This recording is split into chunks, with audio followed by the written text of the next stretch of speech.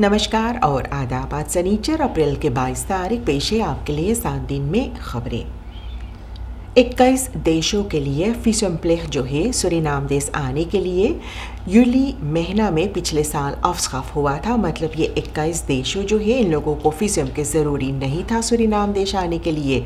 ये फिर से लागू रहेगा 1 मई 2023 यानी आने वाले मई के पहली तारीख से इस साल में। ये फैसला लिया गया है एक एफालुवासी के बाद।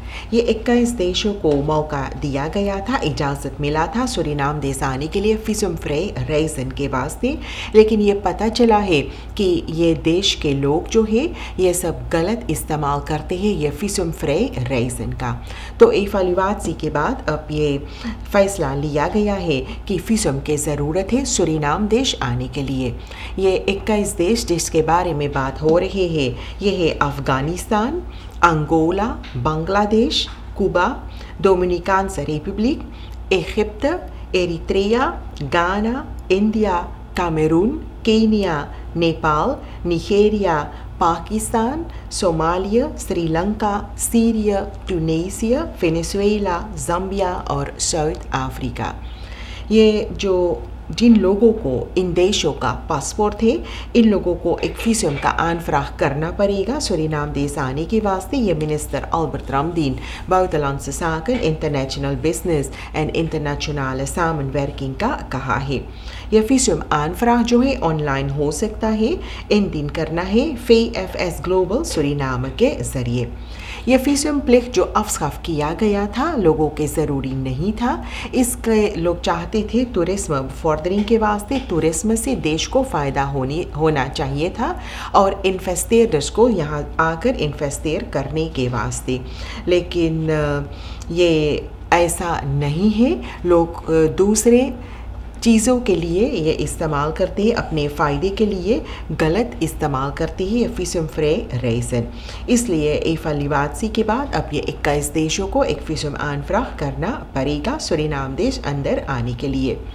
मिलिटार पुलिस जो है कंट्रोल जो है पिछले दिनों में बढ़ा दिए है योहान आदोल्फ पेंगल लुफ्तहाफन पर, और ये फरहोद कंट्रोल के दौरान 150 फ्रेमदलिंगन, मतलब सूरीनाम देश के लोग नहीं लेकिन बाहर देश के लोग, फ्रेमदलिंगन जो है इन लोगों को गिरफ्तार किया गया है और इसमें से एक हिस्सा लोगों को वापस अपना देश भेज दिया गया है क्योंकि इन लोगों के पास ज़रूरी कागजात नहीं था सूरीनाम देश अंदर आने के लिए।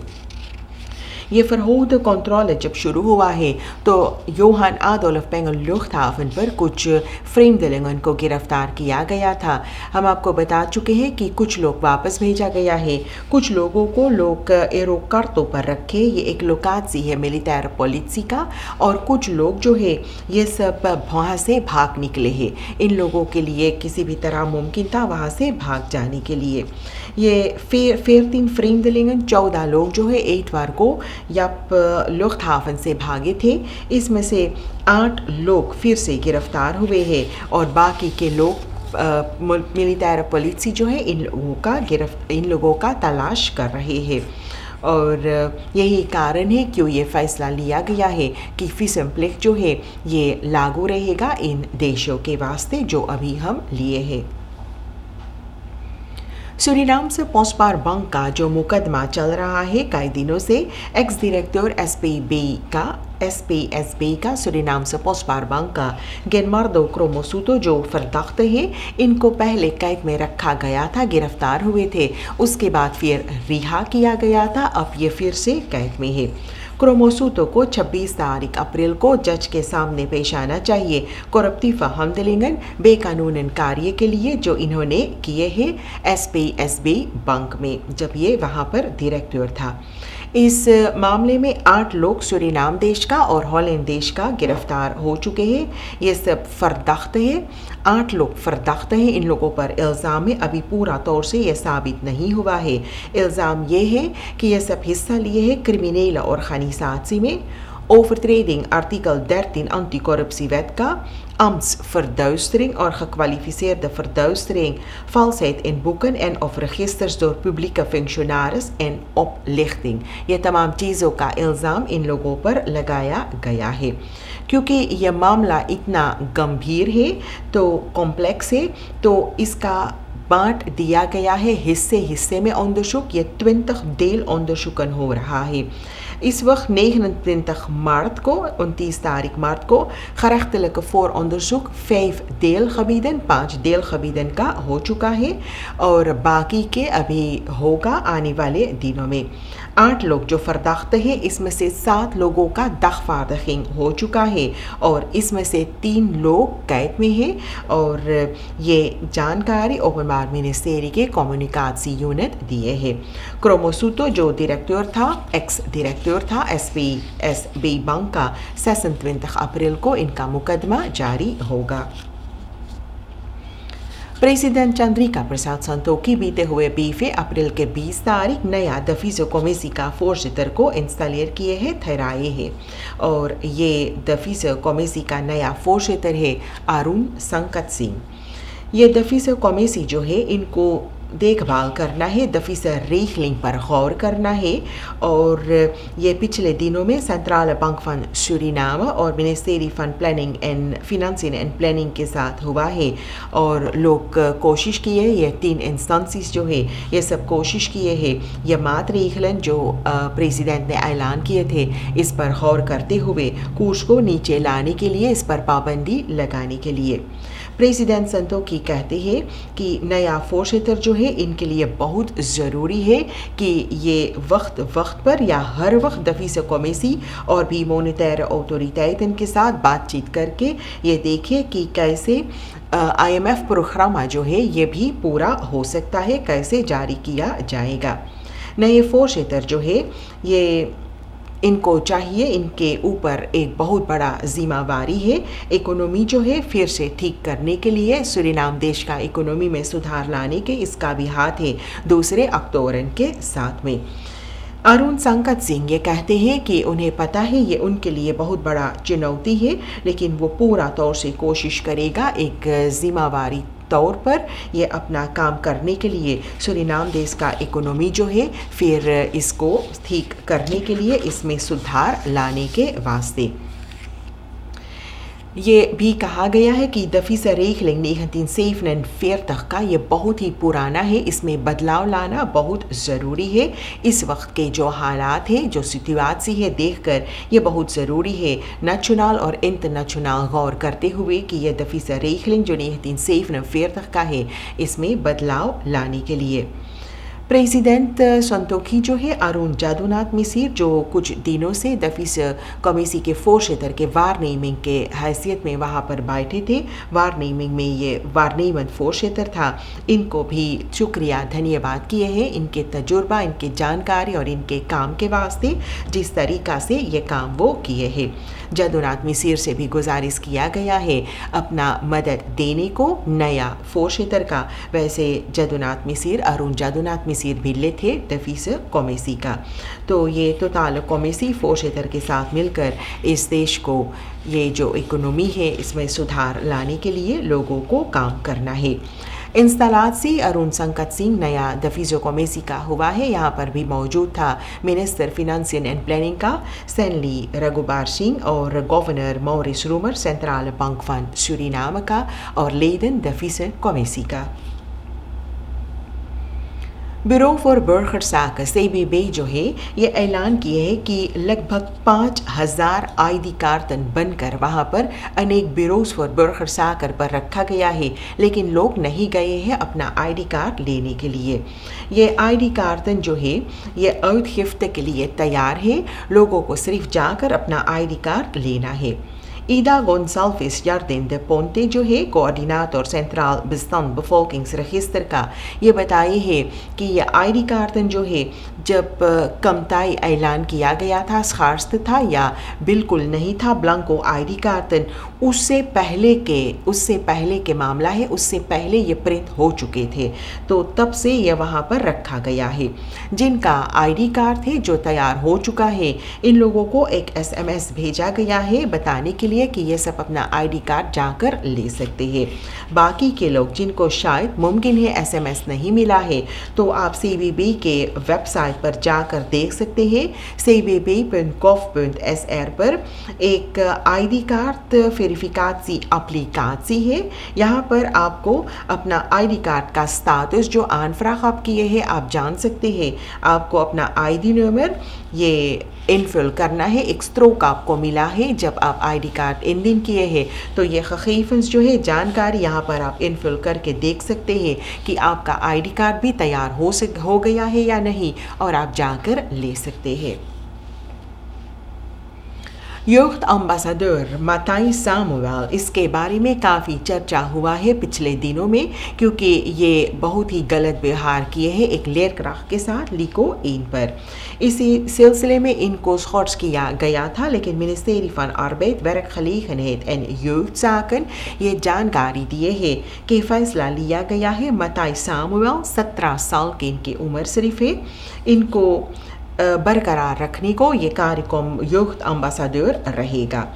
ये यूथ vertegenwoordiger जो है मताई का एक वीडियो वायरल हुए थे, फेसबुक पर भी बहुत से लोग फैलाए थे और बहुत से लोग इसे शेयर किए हैं। ये इसमें दिखाई देता है किस तरह से बदसलूकी ये किए हैं एक लेयरक्राफ्ट के साथ मिरांडा लिसेयम पर। मिनिस्टर ये बताते हैं कि बच्चे जब ऐसा हरकत करते हैं तो पहले इन लोगों को सुधारने के लोग कोशिश करते हैं, इन लोगों को सही रास्ता पर लाने की कोशिश किया जाता है। अगर इन लोगों को हर वक्त पदवी से हटाया जाए, स्कूल से निकाला जाए, तो इन लोगों के जो व्यवहार है इसमें कोई सुधार नहीं आएगा। तो इन लोगों के मदद की ज़रूरत है, इसलिए बातचीत करने के बाद ये फैसला लिया गया है कि मताई सामुएल ये यूथ एम्बेसडर रहेगा। लेकिन ये भी बताया गया है कि कुछ बखलेडिंग इन लोगों को दिया जाएगा। वैसे ये भी कहा गया है कि मिनिस्ट्री फन ऑनरवाइज से बातचीत करने के बाद ये पता चला है कि अगर कोई सज़ा इनको मिलता, कोई संक्सी मिलता, तो ये सिर्फ 2 दिन के लिए स्कॉर्सिंग होता।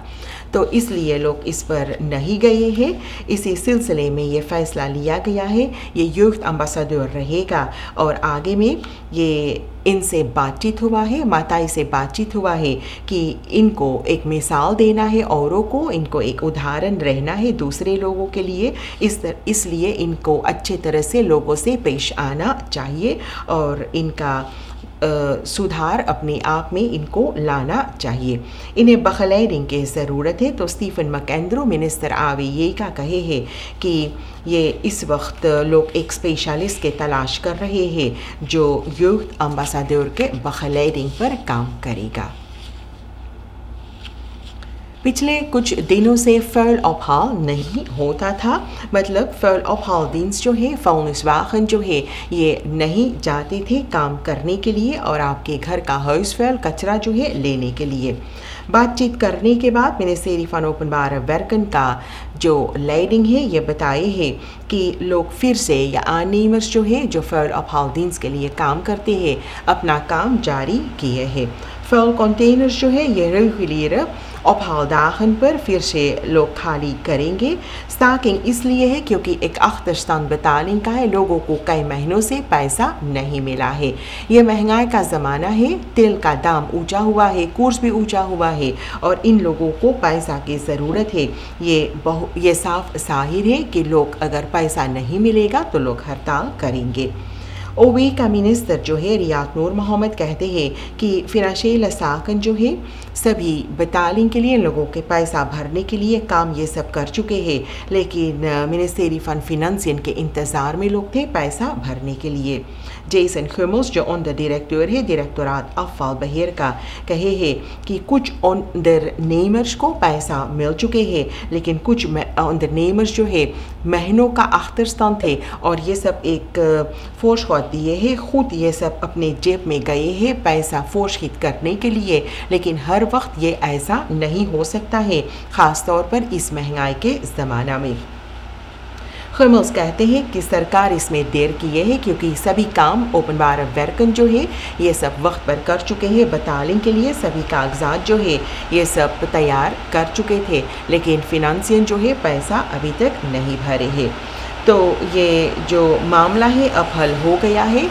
मिनिस्टर ओपन बार अमेरिकन का जनता से गुजारिश करते हैं अपना फ़ौल जो है, अपना कचरा जो है एक फरहोखिन या एक ब्रैकेट पर रखने के वास्ते।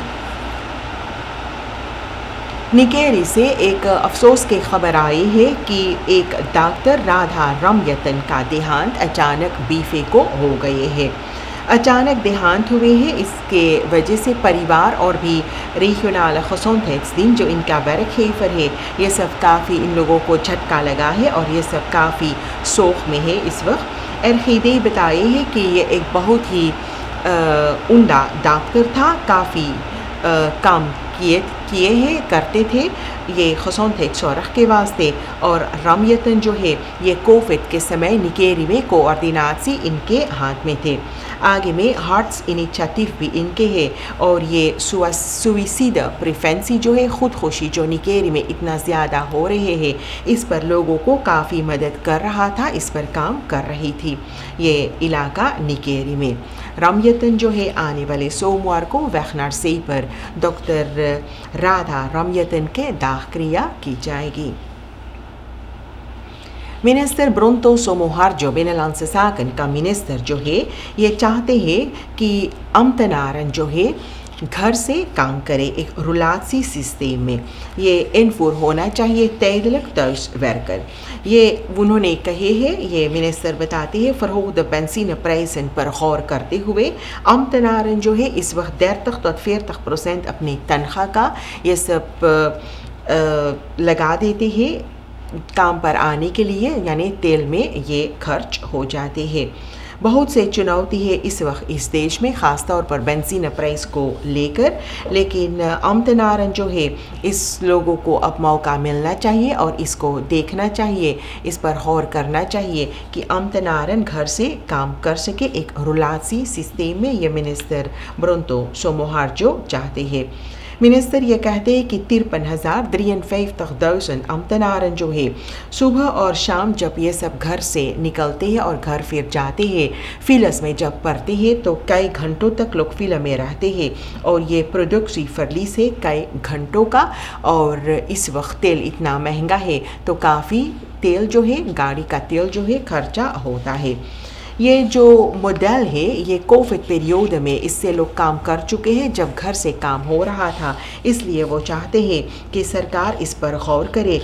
इससे अमतनारन जो है इन लोगों का फ़ायदा होगा, इन लोगों का पैसा बचेगा इस महंगाई के ज़माने में, और ये जो पैसा बचेगा तो दूसरे चीज़ों में लोग लगा सकते हैं। यहाँ तक था आज के लिए 7 दिन। ईद कल मनाया गया है बहुत से लोगों के ज़रिए। हमारे मुस्लिम भाई बहनें जो है कल ईद मनाए हैं, सभी को अभी से हम आज भी ईद मुबारकबादी अर्ज़ करते हैं। लेकिन कुछ हिस्सा लोग हैं मुस्लिम भाई बहनें जो है आज ईद मना रहे हैं, आज सनीचर के दिन, तो उन लोगों को भी ईद मुबारक हो। कल ओनाफांक्लक एक्सप्लेन पर ट्रेडिशनल ईद खबैक था। आपको पता है कि बहुत से ऐसे लोग जो ईद मनाए हैं, रोज़ा रखे हैं, तो ये सब ओनाफांक्लक एक्सप्लेन पर ईद खबैत ईद के नमाज़ पढ़ते हैं, तो ये कल ओनाफांक्लक एक्सप्लेन पर भी हुआ है। जितने लोग आज ईद मनाते हैं सभी मुस्लिम भाई बहनों को ईद मुबारक हो। शुक्रिया, नमस्कार और खुदा हाफिज़।